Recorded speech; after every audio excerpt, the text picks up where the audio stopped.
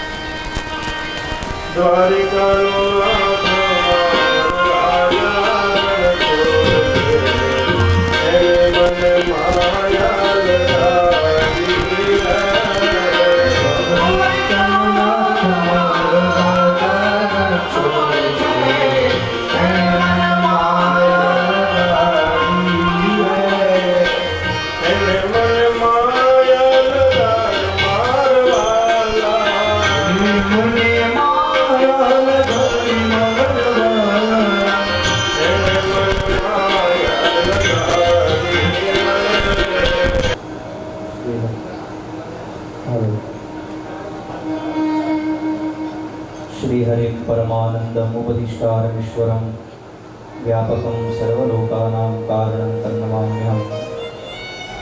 ओंकारबिन्दुसंयुक्तं नित्यं ध्यायन्ति योगिनः कामदं मोक्षदं चैव ओंकाराय नमो नमः। व्यासपीठ पर विराजमान परम पूज्य सुखदेव स्वरूप अजयभाई शास्त्री जी જેમની નિશ્રામાં જેમની સ્મૃતિમાં આ કાર્યક્રમ કથાનો આ દિવ્ય મહોત્સવ થઈ રહ્યો છે એવા રવિભાઈને પણ અત્યારે હું યાદ કરું છું, કેમ કે મુહૂર્ત લેવા માટે આવ્યા એ દિવસે હું ત્યાં હાજર હતો, પણ અંતે તો બલિયસી કેવલ ઈશ્વર ઈચ્છા। પણ આજે એક વાત ચોક્કસ કહી શકાય કે એની અનન્ય કૃપા આપ સૌની ઉપર છે ને એટલા માટે આ ભાગવત ભાગીરથ એ સુધી આવી પહોંચી છે, માત્ર એના સંકલ્પ। સંગીતમાં અમારે કલ્પેશભાઈ, કીર્તિભાઈ, હરીશભાઈ. કથા માણસને દરેક થાકને ઉતારનારી છે. અત્યારે 5મા દિવસની કથા થઈ રહી છે. માણસને દેહાધ્યાસથી મુક્ત કઈ રીતે થવું જોઈએ એનું વિસ્તૃત જ્ઞાન પૂજ્ય ભાઈશ્રી આપણને વિસ્તૃત શબ્દોની અંદર અને તમને ખૂબ સરળતાથી સમજાય એવા શબ્દોમાં આપી રહ્યા છે. વધારે સમય નહીં લઉં કેમ કે કથાનો પ્રવાહ હજી ઘણો આગળ લઈ જવાનો છે. પરંતુ એક દ્રષ્ટાંત માણસને ઈશ્વરનું લીધેલું નામ પણ આપણે જાણતા લઈએ કે અજાણતા લઈએ ફળ આપે છે. અને એટલા માટે રામચરિતમાનસમાં તુલસીદાસે અંતિમ ચોપાઈઓની અંદર લખ્યું છે કે ભાવથી લો, કુભાવથી લો, પરાણે લો, પણ એનું લીધેલું નામ એ માણસને ભવને તારનારું છે. નાઝીરના શબ્દો છે કે હું તો તારા નામથી કરી ગયો નાઝીર, તો કોણે કહ્યું કે કલયુગમાં પથરા કરે નહીં. માણસ ભવસાગરને તરી જાય છે અને આ કથા એ કહે છે કે જન્માંતરે ભવેત પુણ્યમ તદા ભાગવતમ લભેત. જન્મ જન્માંતરનું પુણ્ય જ્યારે એકત્રિત થાય ને ત્યારે મને ને તમને આ ભાગવતની પ્રાપ્તિ થાય છે. અજામિલની કથા તમે ગઈકાલે સાંભળી હશે કે જે પુત્રના મોહની અંદર નારાયણ નારાયણનો જપ કરનારો એ મહાપુરુષ એ પરમ પદને પામ્યો છે. જ્યારે હું ને તમે તો એનું નામ જાણતા લઈએ છીએ, તેનું પુણ્ય માણસને અવશ્ય પ્રાપ્ત થાય છે. આ કથાના પૂજ્ય વક્તા ભગવાન સુખદેવ સ્વરૂપ શ્રી અજયભાઈના ચરણોની અંદર, શ્રી ભાગવતજીના ચરણોની અંદર, રવિભાઈના એ પરમ ચૈતન્યની અંદર મારા સપ્રેમ સાદર પ્રણામ. બધાને જય શ્રી કૃષ્ણ. પૂજ્ય અજય બાપુ, ખૂબ મને ગમ્યું કે હું બોરલાઈ ગામથી, અમારા ઉમરગામ તાલુકાના બોરલાઈ ગામથી એક ગરીબ કુટુંબમાં જન્મ લેવા એક આદિવાસીનો દીકરો છું અને હું આદિવાસી સમાજનો કાર્યકર્તા છું. અજય બાપુએ મોબાઈલમાં સ્ટેટસમાં મૂક્યું ત્યારે બાપુને હું કીધું કે મને ખૂબ આનંદ થયો, કારણ કે ગમતા કોર પરિવાર અને મારો આદિવાસી સમાજ જો આ આયોજન કર્યું હોય એના માટે તો વ્યાસપીઠથી બાપુ તો આશીર્વાદ આપશે, પણ અમારું પણ આદિવાસી સમાજનું ખૂબ ગૌરવ વધાર્યું છે. એવા મારા ગમતા કોર પરિવાર અને મારો આદિવાસી સમાજને હું ખૂબ ખૂબ વ્યાસપીઠથી બધાય આપું છું કે ખૂબ સારું કાર્ય કર્યું છે. એવા કાર્ય કરવામાં ભાગ્યવાળાને જ મળે છે, કારણ કે આજના સમયમાં પૈસો તો બધા પાડે છે, પણ એ જો નસીબમાં હોય ને એ જે ભાગવત કથા કરી શકે છે. એ માટે હું મારા ગમતા કુળ પરિવાર અને આ પિતૃ માટે જો કહ્યું એના માટે હું ખૂબ ખૂબ બધાને વ્યાસપીઠથી આભાર વ્યક્ત કરું છું. કારણ કે બાપુને મેં કીધું હતું કે બાપુ દરરોજ તો નહીં આવી શકે, પણ એક દિવસ હું ચોક્કસ આવીશ, અને બાપુએ પણ મારું આદર અને સન્માન કર્યું છે. એવું માટે હું બાપુને પણ હું વંદન કરું છું.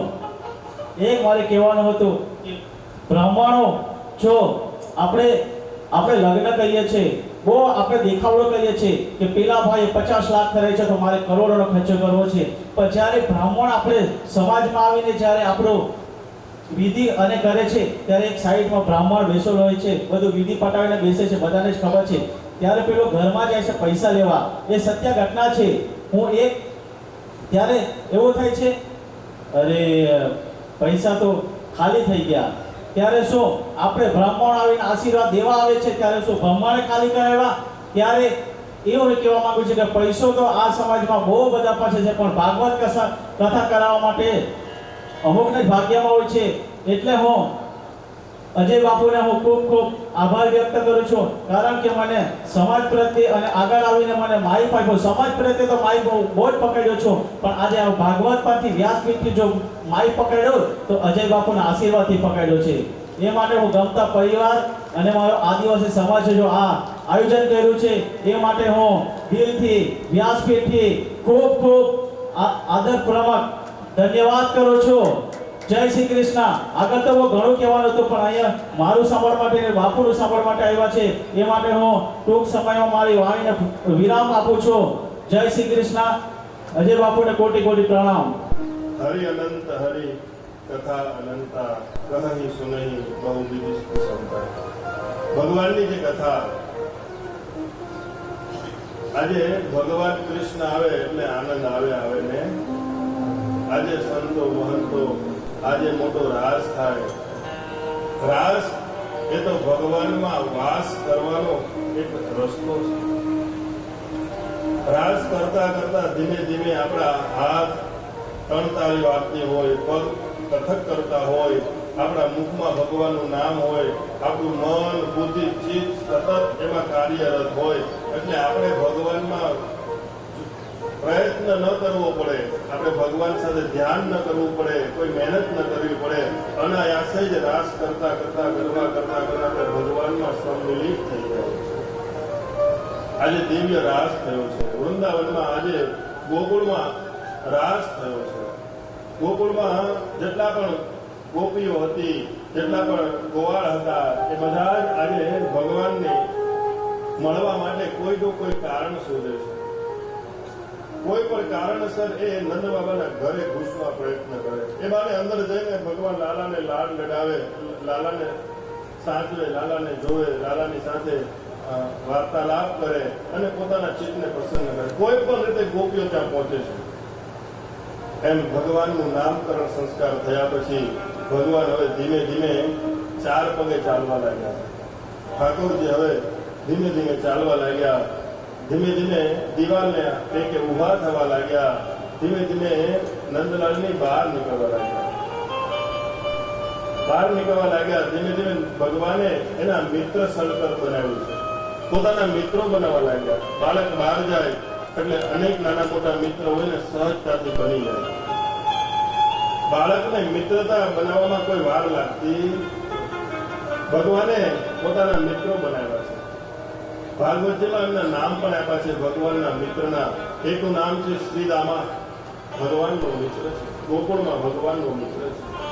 એક મનસુખ નામ છે, એક સ્તોક નામ છે, એક મધુમંગલ નામ છે. મધુમંગલ એ સાંડિલ્ય કુળનો એક બ્રાહ્મણનો દીકરો ભગવાનનો મિત્ર હતો. ઠાકોરજી હવે ધીમે ધીમે બધા મિત્રોની સાથે ભેગા થઈ અને દાંત કાઢે, આનંદ કરે, રમે. પણ પછી ઠાકોરજી રમતા રમતા એ મનસુખને કીધું કે તું મનસુખ છો પણ તને તનનું સુખ નથી. તું મનથી તો પ્રસન્ન છો પણ તારું શરીર કેમ આવું ઢીલું છે. અમે જો કેવા હટ્ટા કટ્ટા છીએ, હા, તું કેમ હાવ પતલો પતલો છો. ત્યારે મનસુખે કીધું કે પ્રભુ મારી ઘરે ખાવા કઈ છે નહીં એટલે હું પતલો છું. એટલે તારી ઘરે નથી તો કે તમારી બધાની ઘરે તો કેટલી બધી ગાયો છે, દૂધણા છે, તમે તો હોવ જ ને, મારી પાસે કઈ છે નહીં. તો કીધું કે ન હોય તો માગીને ખા. અમે માગીએ તમને કોઈ આપે નહીં. અમે કોઈની આગળ માગવા જઈએ તો એક વાર આપે, બે વાર આપે, પછી કોણ આપે? અમને કોઈ આપે નહીં. કે તું માગવા જા, ન આપે તો ભાઈ ચોરવા જા, ચોરીને લઈને આવ, પણ ખા, માખણ ખા, તું ગમે તેમ કર. ભગવાને કીધું આમ મારા મિત્રો અડધા ભૂખ્યા અને અડધા હું પેટ ભરીને ખાવ એમ ચાલે. ભગવાને કીધું આપણે એક મંડળ બનાવીએ. શિવ શક્તિ મંડળ જેમ છે ને એમ ભગવાને પોતાનું મંડળ બનાવ્યું. કયું મંડળ? બ્રહ્મલીન ડોંગરેજી બાબા કહેતા હતા કે ભગવાને ચોર્ય વિદ્યા પ્રસારણ મંડળ, ચોરી કેમ શીખાય એનું મંડળ બનાવ્યું. ભગવાને બધાએ કીધું આપણને કોઈ ન આપે તો ગમે તેમ આપણે ચોરીને પણ. એટલે ભગવાને બધા મિત્રો કહે આપણે આની મદદ કરવાની છે, આને આપણે પેટ ભરવાનું. એટલે ભગવાન ધીમે ધીમે કોઈ ગોપીની માટલીમાંથી માખણ લઈ આવે, મિત્રોને ખવડાવી દે. કોઈ ગોપીને ત્યાં છાશ હોય તો છાશ લઈ આવે અને ભગવાન આનંદ આવે તો એ ખાહડું મારી માટલું ફોડી નાખે, પથ્થર મારી માટલું ફોડી નાખે ભગવાન. અને ધીમે ધીમે હવે આખા ગોકુળમાં ધીમે ધીમે બધાને ખબર પડવા લાગી કે આ નંદનો લાલો જે છે મિત્રોની ટોળી સાથે આવી અને બધાને હેરાન કરે છે. ઠાકોરજી બધાને હેરાન કરવા લાગ્યા. એકબીજાની માટલીમાંથી ભગવાન ગમે ત્યારે લઈ આવે અને મિત્રોને ખવડાવી દે. અને કોક સમયે ભગવાન જે ગાયો બાંધી હોય ગૌશાળામાં એ ગાયોને બચ્ચાને છોડી નાખે અને બચ્ચા છૂટી જાય એટલે બચ્ચા બધા દોડીને એની મા પાસે જાય અને દૂધ પી જાય. દૂધ પણ ભગવાન પીવડાવી દે વાછડાઓને અને મિત્રોને બધાને માખણ ખવડાવી દે. એટલે આવી રીતે ભગવાન બધે લીલા કરવા લાગ્યા. એટલે બધી ધીમે ધીમે હવે બધી ગોપીઓ યશોદાને કહે છે કે યશોદા તારો લાલો છે ને બહુ તોફાની છે, તારો લાલો અમારું માખણ ખાઈ જાય છે. ત્યારે માએ યશોદાએ કીધું કે એ તો નાનો છે, તોફાન તો કરે ને. કીધું કે નહીં, તોફાન કરે છે, એકવાર નહીં ઘણી વાર તોફાન કરે છે, મારે મિત્રોને લઈને આવે છે. ત્યારે માએ એમ કીધું કે તમે અત્યારથી એમ ન બોલો, મારો દીકરો નાનો છે, તમે એનું નામ પાડી મૂકશો આ તો ચોર છે ચોર છે, તો ભવિષ્યમાં એને કોઈ દીકરી કોણ કહે? તમારે ચોર નહીં કહેવાનું એને. તમારું માખણ મારો લાલો ખાઈ જાય તો મારી ઘરેથી 2 માટલી માખણ લઈ જવાનું, પણ એનું નામ લેવાનું. માં તું મોટાઈ ન કર, અમારી ઘરે માખણ છે, માગતા નથી પણ અમારું માખણ ખાઈ જાય, પણ હારે એના મિત્રોને ખવડાવે. એ એકલો ખાતો હોય તો અમને કઈ વાંધો નથી, પણ એનું ટોળું લઈને આવે. ત્યારે યશોદાએ કીધું મેં મારા દીકરાને સંસ્કાર આપ્યા છે, એકલા એકલા નહીં ખાવાનું, બધાને હારે ખાવાનું.